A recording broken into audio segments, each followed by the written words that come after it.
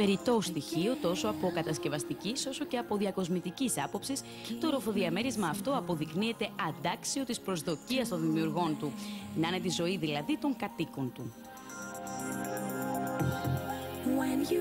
Χώροι μοντέρνοι με λειτουργικότητα και αισθητική χαρακτηρίζουν το όλο σπίτι των 148 τετραγωνικών μέτρων.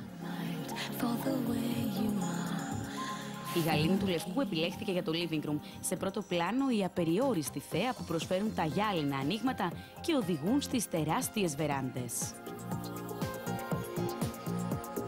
Μοναδικό στοιχείο στο χώρο το πανέμορφο τζάκι που ντύνεται επίσης στα λευκά. Άκρος φωτεινή, η μοντέρνα λευκή κουζίνα θα γίνει αγαπημένο σημείο για ολόκληρη την οικογένεια.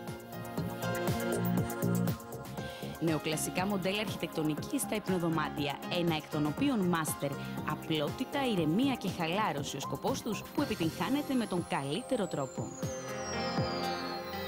Ιδιαίτερες επιλογές και στα μπάνια του διαμερίσματος. Επιπλέον, το σπίτι διαθέτει αυτόνομη θέρμανση, προεγκατάσταση συναγερμού, πόρτα ασφαλείας, μπόιλερ, κλειστή θέση πάρκινγκ και αποθήκη. Μια σύγχρονη κατοικία με όλες τις ανέσεις που εναρμονίζεται στους ρυθμούς της ζωής, αλλά και το στυλ που πρέπει να έχει ο προσωπικός μας χώρος και όλα αυτά σε ένα μοναδικό μέρος της Βούλας, δίπλα στο κέντρο και μια ανάσα από τη θαλασσινή Άβρα.